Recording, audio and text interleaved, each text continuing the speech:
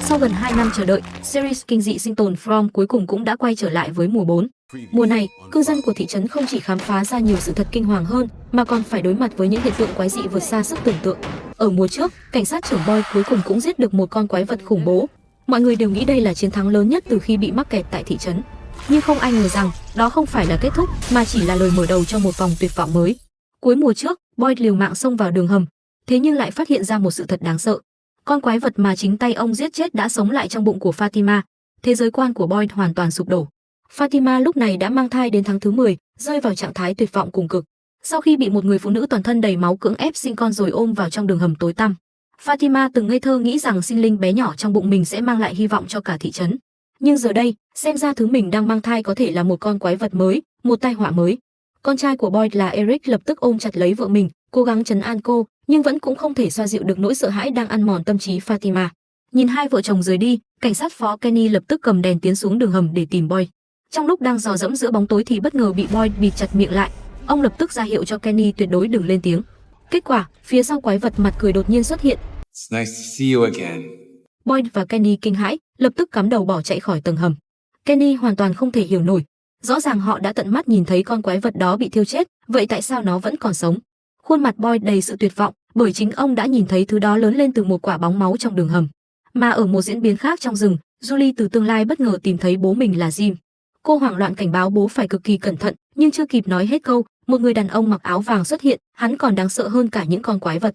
Chỉ thấy hắn mỉm cười rồi lao tới như một cơn gió, xé toạc cổ họng Jim trong tiếng khóc tuyệt vọng của Julie.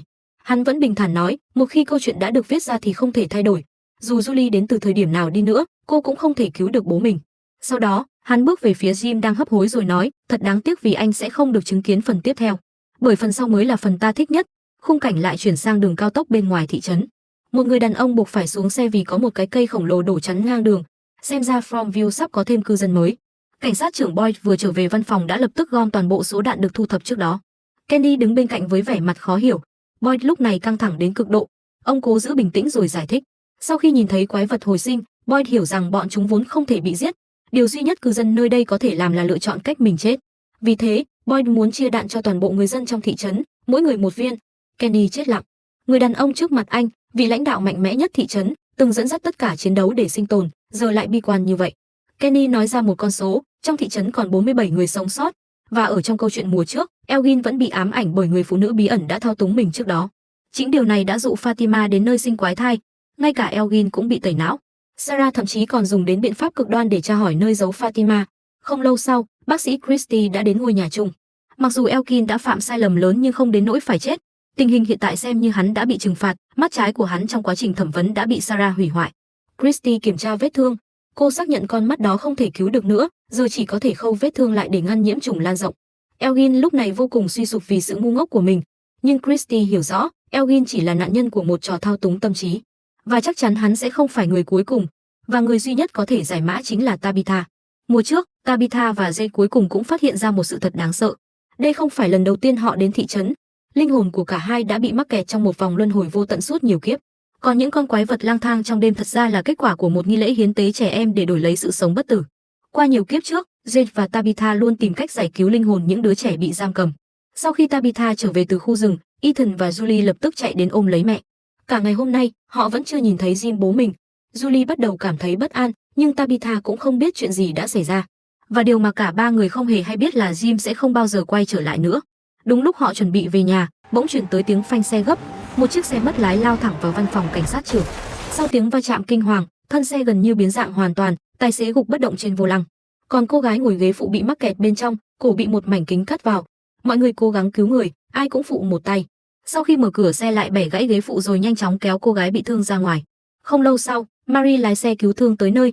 May mắn là cô gái ở ghế phụ không sao. Tên cô là Sophia. Trước đó có một cái cây khổng lồ chắn ngang đường cao tốc. Khi bố cô định quay đầu xe, ông đột nhiên co giật dữ dội rồi mất kiểm soát tay lái. Tabitha bên cạnh chỉ biết thở dài. Có vẻ như chiếc lồng địa ngục này lại vừa nuốt thêm hai người vô tội nữa. Không ai biết số phận của họ rồi sẽ đi về đâu. Boyd cũng cảm thấy mọi chuyện ngày càng bất thường, bởi trước đây Elgin từng trải qua hiện tượng co giật tương tự. Ở cái thị trấn chết chóc này, không có điều gì xảy ra là ngẫu nhiên cả. Cuối cùng, với sự phối hợp của mọi người, người tài xế bất tỉnh cũng được đưa đến phòng khám an toàn. Sau khi đám đông giải tán, Jade lặng lẽ tìm đến Tabitha. Ông nghĩ nên tiết lộ bí mật về sự tái sinh của hai người để cùng nghĩ ra cách giải quyết. Nhưng Tabitha lập tức phản đối. Cô vẫn chưa quên Sarah từng bị thao túng như thế nào và suýt giết chết Ethan ra sao. Tabitha lo sợ đây tiếp tục là một cái bẫy khác của lũ quái vật, một âm mưu khiến mọi người nghi ngờ rồi tàn sát lẫn nhau. Vì thế, cô quyết định đợi Jim trở về trước rồi mới bàn cách đối phó. Thấy trời đã dần tối sau một ngày hỗn loạn, Boyd quay trở về căn nhà thuê nhóm đã chạm mặt nữ cảnh sát mới. Có vẻ người phụ nữ này vẫn chưa thể thích nghi với quy luật của thị trấn, hành động độc đoán, liên tục chống đối Boyd và phớt lờ những cảnh báo quan trọng của ông. Nhưng Boyd cũng chẳng còn tâm trí để quan tâm tới đối phương. Ông bước nhanh vào phòng của Fatima. Sau vài giây im lặng nặng nề, Boyd quyết định kể toàn bộ sự thật về con quái vật mặt cười trong đường hầm. Nghe nói đứa con mình sinh ra đã biến thành quái vật, Fatima gần như sụp đổ, cố tự thuyết phục rằng Boyd đã nhìn nhầm.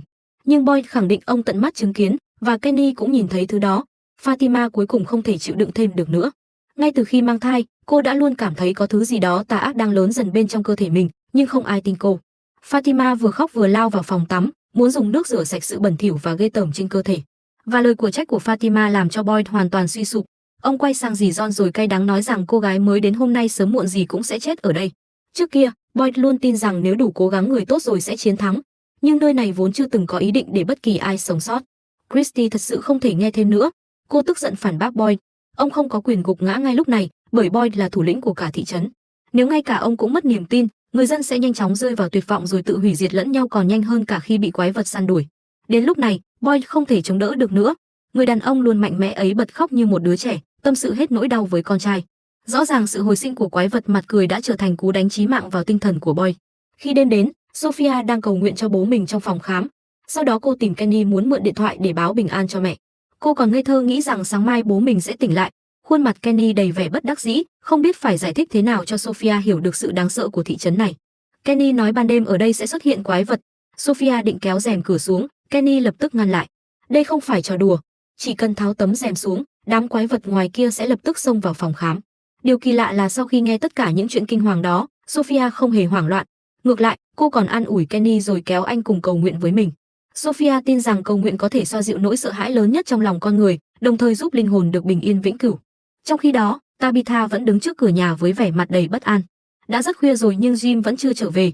Ethan và Julie cũng bắt đầu lo lắng không biết cha mình có gặp chuyện gì hay không. Dù chính bản thân đang vô cùng sợ hãi, Tabitha vẫn cố gắng trấn an các con. Cô nói có thể Jim đang ngủ lại ở đâu đó trong thị trấn và sáng mai sẽ quay về. Khi ba mẹ con ngồi trong phòng khách, trong bếp đột nhiên vang lên tiếng động lạ. Tabitha lập tức chạy tới vì nghĩ rằng Jim đã về nhà. Điều cô nhìn thấy chỉ là nồi canh đổ xuống sàn.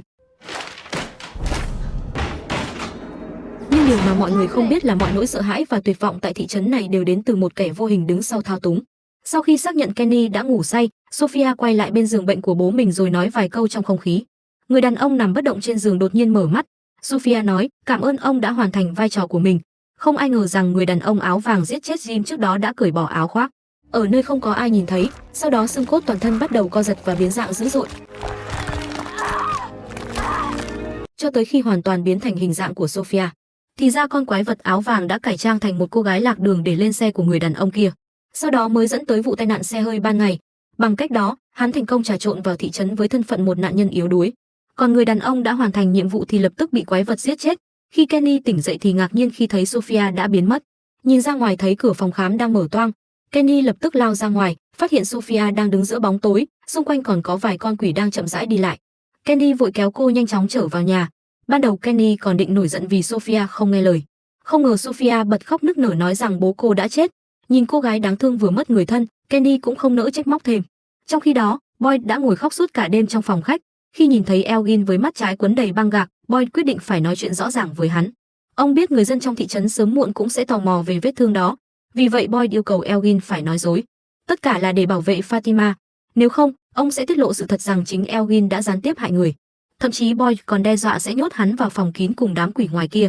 Sau những gì đã trải qua, Elgin giờ đây hoàn toàn không dám chống đối nữa, chỉ biết liên tục gật đầu. Boyd khẽ thở dài. Để duy trì sự ổn định cho thị trấn, ông sẵn sàng dùng lời nói dối để che giấu thêm một tội ác khác. Bởi khi nỗi sợ hãi lan rộng trong lòng con người, nó còn đáng sợ hơn cả lũ quái vật trong bóng tối. Nhưng đúng lúc vừa rời đi, Boyd nhìn thấy một cảnh tượng khiến toàn thân ông lạnh cứng. Một túi vải lớn thấm đầy máu đang treo lủng lẳng trên bảng quảng cáo. Xung quanh có rất nhiều cư dân nhưng không ai dám tiến tới. Tabitha lúc này gần như đứng không vững. Jim mất tích cả đêm, sáng nay lại xuất hiện một túi máu treo ở cửa. Đến kẻ ngốc cũng đoán được bên trong là thứ gì. Nhưng không ai dám tin. Tabitha cố gắng ngăn Ethan lại. Cô sợ rằng nếu mở túi máu ra trước mặt bọn trẻ chúng sẽ bị ám ảnh cả đời. Julie lúc này đã trưởng thành hơn rất nhiều. Dù trong lòng vô cùng bất an, cô vẫn cố đưa em trai rời khỏi hiện trường. Tabitha hít sâu một hơi rồi cầu xin Boyd hãy hạ chiếc túi xuống thật cẩn thận. Sau đó cô quỳ xuống, không ngừng cầu mong sẽ có phép màu xảy ra. Khi chiếc túi từ từ được hạ xuống, tim của tất cả mọi người như muốn nhảy khỏi lồng ngực. Tabitha đột nhiên ngăn Boyd sắp mở túi. Dù bên trong có là Jim hay không, cô muốn chính mình xác nhận. Tabitha run rẩy tháo dây thừng, và rồi tất cả mọi người đều thở phào nhẹ nhõm. Bên trong không phải xác người mà là thịt vụn. Đột nhiên gần đó bỗng vang lên tiếng hét thất thanh của Julie. Mọi người hoảng hốt lao tới, chỉ thấy Julie cùng Ethan đang ôm chặt lấy nhau mà khóc đến suy sụp. Còn bên trong chuồng ngựa đang treo xác của Jim, Tabitha hoàn toàn sụp đổ, gục xuống đất rồi bật khóc trong đau đớn. Boyd lại chú ý thấy phía sau xác Jim có một hàng chữ, tất cả đều có cái giá của nó. Dù đoán đây là lời cảnh cáo từ đám quỷ nhưng không ai hiểu chính xác ý nghĩa thật sự phía sau câu nói đó là gì. Với sự giúp đỡ của Jay, mọi người cuối cùng cũng đưa được thi thể Jim xuống. Cư dân hai bên đường chỉ im lặng đứng nhìn. Có lẽ họ đã sớm tê liệt nỗi đau tại thị trấn ma quỷ này rồi. Sau đó, thi thể Jim được đưa vào nhà thờ để chuẩn bị cho lễ tưởng niệm. Trong suốt quá trình ấy, không ai nói gì, như thể tất cả đều đang suy nghĩ về cùng một chuyện. Sau một hồi im lặng, Jay cũng đưa ra suy đoán của mình. Trước đó, ông và Tabitha từng chơi đàn dưới gốc cây trong rừng để thu hút linh hồn của 7 đứa trẻ. Cả hai cũng đã thức tỉnh ký ức của những kiếp trước và chạm tới bí mật nguồn gốc của thế giới này. Nhiệm vụ của họ là giải cứu linh hồn những đứa trẻ đang bị mắc kẹt. Và Jay tin rằng việc biết được sự thật ấy cũng đồng nghĩa họ phải trả giá, và đó là lời cảnh cáo cho hành vi cố đào sâu vào bí mật của thị trấn. Boyd hoàn toàn đồng ý với suy đoán của Jay, bởi theo ông ác quỷ càng điên cuồng tấn công càng chứng minh con đường mà Jay suy luận là chính xác. Boyd yêu cầu Jay tiếp tục điều tra, có lẽ mùa này thật sự có thể hoàn thành mục tiêu tiêu diệt quỷ dữ của họ. Được tiếp thêm động lực, Jay lập tức đi tìm Tabitha. Ông hy vọng cô có thể lấy lại dũng khí để tiếp tục mục tiêu ban đầu là giải cứu trẻ em. Nhưng lúc này, tâm lý của Tabitha đã thay đổi hoàn toàn. Cái chết của Jim giống như lời cảnh cáo đẫm máu cho việc khám phá sự thật. Cô sợ hai đứa con của mình sẽ bị ác quỷ trả thù. Thấy Jade vẫn cố thuyết phục, Tabitha tức giận, chế giễu Jade là một kẻ cô độc ích kỷ. Bản thân không còn gì để mất nên tất nhiên muốn làm gì cũng được. Có vẻ như cặp đôi từng cùng nhau truy tìm chân tướng giờ đây đã hoàn toàn rạn nứt. Trong khi đó, bi kịch về cái chết của Jim vẫn đang bao trùm cả thị trấn. Ethan không thể chấp nhận sự thật rằng bố mình đã chết. Cậu bé đổ lỗi tất cả cho cái thị trấn chết tiệt này. Chính nơi đây đã phá hủy gia đình của cậu. Còn Julie, cô lại chọn một con đường điên rồ hơn. Julie nhớ lại câu chuyện về người kể chuyện mà Ethan từng nhắc đến, một khả năng vượt qua thời gian và không gian. Nếu bản thân có thể quay về quá khứ, biết đâu cô sẽ cứu được bố mình, ngăn mọi bi kịch xảy ra. Vì kế hoạch đầy nguy hiểm đó, Julie tìm đến Randall, kẻ nổi loạn nhất thị trấn. Trước đây, cả hai từng cùng nhau trải qua rất nhiều chuyện kinh hoàng tại nơi này. Và lần này Julie vẫn muốn Randall đi cùng mình thêm một chuyến nữa. Trong lúc đó, Bạch Liên Hoa Sophia vẫn tiếp tục màn khóc lóc giả tạo của mình. Candy dường như đã bị vẻ ngoài ngây thơ của cô gái này đánh lừa. Trong lòng anh bắt đầu nảy sinh cảm giác muốn bảo vệ Sophia. Thấy kính của cô bị nứt, Candy còn chủ động nói sẽ giúp tìm một chiếc kính mới. Nhưng khi cả hai vừa rời khỏi phòng khám lại gặp Sarah đang đứng một mình bên đường. Cô mang tới tin tức về cái chết của Jim. Candy hơi sốc. Anh cảm thấy cần quay về đồn cảnh sát ngay nên đành nhờ Sarah dẫn Sophia đi thay kính mới. Hai người cùng nhau bước vào nhà hàng. Nơi đây có một kho hàng lưu giữ tất cả vật dụng vô chủ. Sophia nhanh chóng tìm được một chiếc kính phù hợp. Sau đó cô bắt đầu tò mò quan sát xung quanh. Nhưng khi nhìn thấy một bức tượng vũ công nhỏ, Sophia rất muốn chạm vào nó nhưng cô lại cố ép bản thân dừng lại. Không ai biết con quái vật này thật sự đang âm mưu chuyện gì. Và nữ cảnh sát mới sau khi chứng kiến toàn bộ chuyện xảy ra với Jim đã hoàn toàn suy sụp tinh thần. Cô không thể chịu đựng thêm được nữa, tuyệt vọng chờ chết. Người phụ nữ lặng lẽ tới phòng khám rồi định lái xe cứu thương rời khỏi thị trấn. Christy lập tức lao lên xe để ngăn cản, nhưng nữ cảnh sát lúc này đã mất kiểm soát hoàn toàn. Christy chỉ còn biết bất lực ngồi ở ghế phụ. Nữ cảnh sát đạp ga hết cỡ rồi lao điên cuồng dọc đường cao tốc. Cô ngây thơ tin rằng chỉ cần chạy đủ nhanh mình sẽ thoát khỏi vòng lặp chết tiệt này. Nhưng các cư dân lâu năm đều hiểu rất rõ, mọi nỗ lực bỏ trốn ở Fromville đều vô ích. Quả nhiên không lâu sau, chiếc xe cứu thương lại chạy một vòng rồi quay trở về thị trấn. Boyd cố gắng chặn xe lại nhưng nữ cảnh sát vẫn không giảm tốc độ. Chiếc xe lao qua như một cơn gió. Christy hoảng sợ liên tục khuyên cô ta bình tĩnh. Sự hấp tấp sẽ không giải quyết được gì cả. Nhưng nữ cảnh sát đã hoàn toàn bị nỗi ám ảnh trốn thoát nuốt chửng. Suy cho cùng, người phụ nữ ấy cũng chỉ yếu đuối như bao cư dân khác, bị mắc kẹt quá lâu trong tuyệt vọng, con người rồi sẽ dần bị thời gian bào mòn lý trí. Sau nhiều vòng chạy quanh thị trấn, Boyd lần nữa xuất hiện phía trước. Lần này ông còn giăng dây gai để ép chiếc xe dừng lại. Nhưng nữ cảnh sát vẫn cố đạp ga lao tới. Sau âm thanh ma sát chói tai, chiếc xe cứu thương cũng buộc phải dừng lại.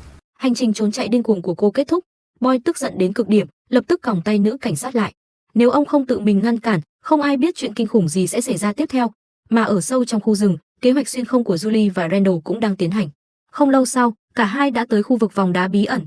Julie nhớ rất rõ lần trước cũng chính tại nơi này. Nhưng trước khi thử lần nữa, cô cần làm một thí nghiệm. Julie yêu cầu Randall bước qua vòng đá trước. Khi Randall làm theo, quả nhiên không có chuyện gì xảy ra. Điều đó chứng minh năng lực xuyên không chỉ xuất hiện với Julie. Cô dặn Randall phải quan sát mình thật kỹ, nếu thấy có điều gì bất thường phải kéo cô trở lại. Sau khi căn dặn xong, Julie từ từ bước qua vòng đá. Khung cảnh xung quanh lập tức thay đổi. Cô lại bị kéo vào thế giới ma quỷ. Đi chậm rãi trong khu rừng tối tăm, Julie nhìn từ xa thấy có đèn sáng trong một chiếc xe tải bị lật ngang. Và bố cô ông Jim đang trốn trong xe, xung quanh là yêu ma quỷ quái. Khoảnh khắc tiếp theo, Boyd và những người khác xông ra ngoài. Julie lập tức nhận ra, đây chính là đêm vài tháng trước khi bố cô bị mắc kẹt trong rừng. Cô chuẩn bị lao tới giúp bố, bất ngờ bị một con quỷ tấn công ngã xuống đất. Julie liều mạng chống trả quyết liệt. Cùng lúc đó, trong thế giới thực, cơ thể cô cũng bắt đầu co giật dữ dội. May mắn Randall nhớ lời dặn trước đó, lập tức kéo Julie ra khỏi vòng đá. Giây tiếp theo, Julie quay trở về hiện thực. Tâm trạng cô cực kỳ kích động. Mặc dù đã thành công xuyên không nhưng cô vẫn không thể cứu được bố mình. Trong lúc đó, Tabitha đã tới nhà thờ để nói lời tạm biệt cuối cùng với Jim. Dù đau đớn đến mức muốn chết theo chồng nhưng cô hiểu mình vẫn phải sống, bởi cô còn 2 đứa con cần chăm sóc. Nhưng khi trở về nhà, Tabitha hoảng hốt phát hiện Julie đã biến mất. Ngay cả Ethan đang ngủ cũng không thấy đâu. Không ai ngờ rằng cậu bé lại lén đi tới chiếc xe từng bị lật trước đó. Ethan trực tiếp lấy bộ đàm đặt trên bàn rồi bỏ vào ba lô. Khi vừa bước ra khỏi xe, cậu bất ngờ nhìn thấy bố Jim đang ngồi trước mặt mình. Ethan lập tức lao tới ôm bố, không thể tin nổi. Ban đầu Ethan chỉ muốn dùng bộ đàm để liên lạc với Jim. Cậu muốn được trò chuyện với bố lâu hơn dù bố ở thế giới bên kia. Khuôn mặt Jim lúc này trắng bệch. Ông liên tục nhìn đông nhìn tây, giống như đang sợ thứ gì đó phát hiện ra mình. Jim cố nói với con trai rằng bản thân không thể ở lại lâu, nhưng ông có một nhiệm vụ rất quan trọng muốn giao cho Ethan. Khi họ bị mắc kẹt trong thị trấn, Ethan từng có một giấc mơ về hồ nước mắt và ông khẳng định nơi đó thật sự tồn tại. Dù thế nào đi nữa, Ethan cũng phải tìm ra nó. Vừa dứt lời, bóng dáng Jim lập tức biến mất. Lúc này Tabitha vô cùng sốt ruột cũng tìm thấy con trai mình. Nhưng khi nghe Ethan nói vừa gặp bố, cô chỉ nghĩ đó là ảo giác do cậu bé quá nhớ bố mà thôi. Trên đây là nội dung sơ lược tập 1 và 2 của From mùa 4 2026.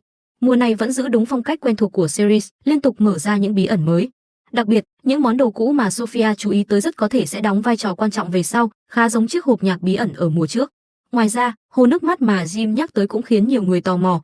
Liệu đó thật sự là chìa khóa quan trọng của thị trấn hay chỉ đơn giản là lời an ủi cuối cùng dành cho Ethan? Được rồi, hôm nay mình sẽ dừng tại đây thôi. Hẹn gặp lại mọi người trong video tiếp theo. Đừng quên để lại suy đoán của bạn về From mùa 4 dưới phần bình luận nha.